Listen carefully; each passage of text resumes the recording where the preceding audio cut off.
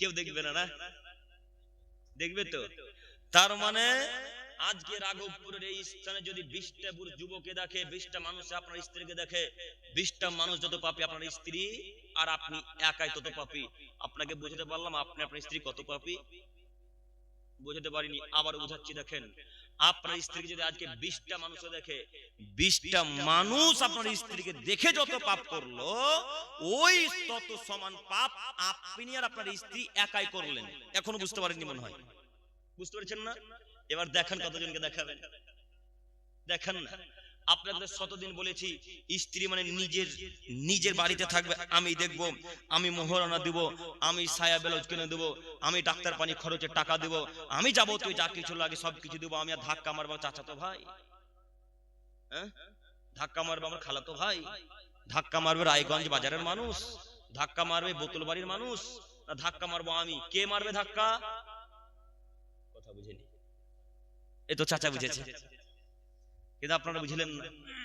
আর দেখেন এখন ওখান থেকে দাঁত কেলার আওয়াজ আসছে, পান্না আওয়াজ ওখান থেকে। আচ্ছা, আপনারা মানুষ না ওরা মানুষ বলেন তো? এখানে সবাই মানুষ না?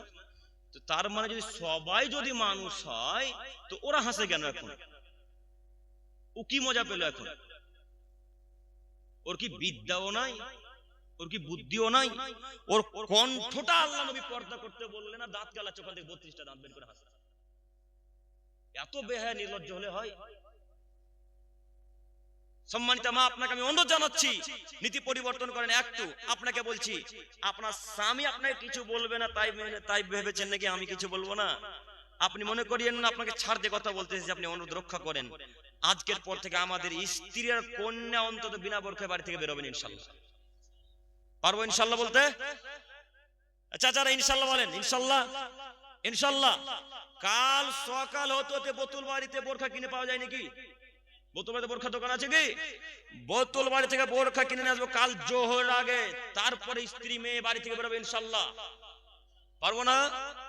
যদি টাকা না থাকে তো আব্দুল করিমের কাছে টাকা চান, 1200-1300 টাকার বোরখা কেনার দাম দিয়ে দেবো ইনশাল্লাহ এখনই। আর যদি আব্দুল করিমের কাছে টাকা চাইতে লজ্জা লাগে, বাপ বেটা বোতল বাড়িতে ভিক্ষা করবে, ভিক্ষা করে করে করে করে করে করে 1200 টাকা যেদিন হবে সেদিন বাপ বেটা ভিক্ষা করার টাকা দিয়ে বোরখা নিয়ে বোতল বাড়ি থেকে এই রাঘবপুর আসবে। তবু বিনা বোরখা নিজের স্ত্রী নিজের কন্যা চলাচল করতে পারবেন। আল্লাহর আদেশ, আল্লাহ বলছেন, ইয়া আইয়ুহান নবী, হে নবী, কুল্লি আজওয়াজিকা ওয়া বানাতিকা ওয়া নিসাইল মুমিনিন, আপনি আপনার স্ত্রীদেরকে, আপনি আপনার কন্যাদেরকে, আপনি আপনার সারা পৃথিবীর মুমিন নারীদেরকে বলে দেন, ইউদিনিনা আলাইহিন্না মিন জালাবিবিহিন্না, তারা যখন বাড়ি থেকে বের হয় তারা যেন বক্ষস্থল মুখমণ্ডলকে সুন্দর করে ঢেকে বের হয়। বলেন তো আদেশ কার? আদেশ আল্লাহর। এখন আপনি কি করবেন বলেন? আল্লাহর আদেশ যদি এত কঠোর হয়, রাসূলকে নবীগণ আমাদের চাইতে সতর্ক বেশি না সতর্কতে কম? বেশি। তাহলে তাকে যদি এইভাবে আদেশ করা হয়, আমি আপনি তো তার নখের যোগ্যতা রাখি না, তাই না শেখ? আমরা তো তাদের কাছে নখের ক্ষমতা রাখি না। তো তাকে যদি এভাবে আদেশ করে, কঠোর আদেশ করা হয়, তো আমাকে আপনাকে কত কঠোর আদেশ করা উচিত? এরপর আমাদের কোনারা বিনা বোরখা ঢং ঢং ঢং ঢং ঢং ঢং করতে করতে বাজারে যাই, আবার ঢং ঢং ঢং ঢং করতে করতে বাজার থেকে চলে আসে। আমরা বুঝতে পারি না স্বামী বাড়িতে বসে থাকে, স্ত্রী বাজার করে কেন? তার মানে বোঝা যাচ্ছে স্ত্রীরা দাম ভালো করতে পারে নাকি, এই জন্য মহিলারা বাজারে।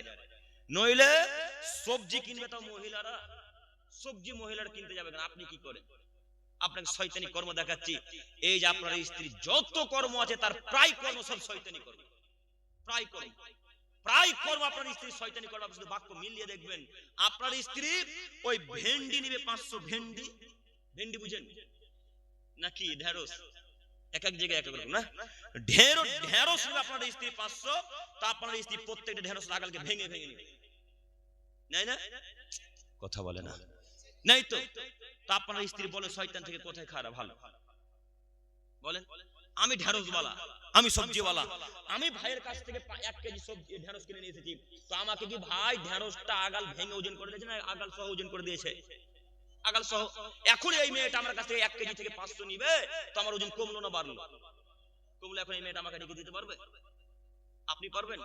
আর আপনার অভ্যাস এত খারাপ, আপনি সবজিওয়ালার কাছে 250 লঙ্কা নিবেন, তো 250 লঙ্কার ওজন হয়ে গেছে, দাঁড়িতে হয়ে গেছে, তারপর হাতে 5টা থেকে গেল, ওই 5টা ঝাঁঝরিতে রাখলেন না। রাখেন আপনারা? কথা বলেন। রাখেন না, আমি জানি তো, গ্রামে তো আমরাও থাকি, আমরা বুঝতে পারি না। মানে আপনাকে অনুরোধ করে বলে যাচ্ছি, একটা লঙ্কা যদি বেশি নেন কিয়ামতের মাঠে লঙ্কাটার নেকি দিয়ে দিতে হবে। এর নাম ইসলাম, এর নাম কিয়ামতের মাঠ। আপনাকে শয়তানি কর্ম দেখাতে গিয়ে এতদূর চলে এলাম। আজকে থেকে মা বোনেরা এইভাবে চলাচল করবে না ইনশাআল্লাহ। আজকে ওয়াদা করবো সবাই ইনশাআল্লাহ। ইনশাআল্লাহ আল্লাহ তুমি কবুল করো, সকলে বলি আমিন। সম্মানিত মুরব্বি সাহেব, এরপর হাদিস জাবের রাদিয়াল্লাহু তাআলা আনহু বলেন, রাসূল সাল্লাল্লাহু আলাইহি সাল্লাম বলেছেন, ইদা দাখালা রাজুলু বাইতাহু, যখন কোন মানুষ তার বাড়িতে প্রবেশ করবে, ফাযাকারাল্লাহ ইনদা দুখুলিহি ওয়া ইনদা তাওমিহি, বাড়িতে প্রবেশের সময় এবং খাদ্য খাওয়ার শুরুতে যদি বিসমিল্লাহ বলে, তাহলে ওই বাড়িতে এবং ওই খাদ্যে শয়তান প্রবেশ করতে পারে না। সহিহ মুসলিম ও মিসকাত। আবার আমার দিকে চেয়ে থাকেন, আপনি বাক্য বুঝতে পারেননি, আপনাকে আবারও দেখাচ্ছি। আল্লাহ নবী বললেন, পৃথিবীর মানুষ তোমরা যখন বাড়িতে প্রবেশ করবে তখন সালাম দিয়ে প্রবেশ করবে। পৃথিবীর মানুষ তোমরা যখন খাদ্য খাবে তখন খাদ্যের শুরুতে বিসমিল্লাহ বলবে। তোমরা যদি খাদ্যের শুরুতে বিসমিল্লাহ বলো, তাহলে ওই খাদ্য শয়তান খেতে পারে না। যেই বাড়িতে প্রবেশ করবে ওই বাড়িতে যদি সালাম দিয়ে প্রবেশ করো, তাহলে ওই বাড়িতে শয়তান থাকতে পারে না। একটু আপনাকে আমি কি দিয়ে বুঝাই, নিজের বাড়িতে তো সালাম দেওয়া লাগবেই। বন্ধু বান্ধব, চাচাতো ভাই, খালাতো ভাই, মামাতো ভাইয়ের বাড়িতে প্রবেশ করলেও সালাম দেওয়া লাগবে। এটা আল্লাহর আদেশ, এটা রাসূলের আদেশ। আপনি সালাম না দিয়ে প্রবেশ করলেন কেন? আপনারা সকলে মিলে এক বাক্যে উত্তরে বলেন তো দেখি, বন্ধুর বাড়িতে যখন প্রবেশ করেন তখন সালাম দিয়ে প্রবেশ করেন? 1999টা মানুষ সালাম না দিয়ে প্রবেশ করে। মায়ের ঘরে যখন প্রবেশ করে, এরা মায়ের ঘরে সালাম না দিয়ে প্রবেশ করে। আচ্ছা, সকলে বলেন, আপনারা কি কেউ নিজের মাকে উলঙ্গ অবস্থায় দেখতে চান? আমরা চাই।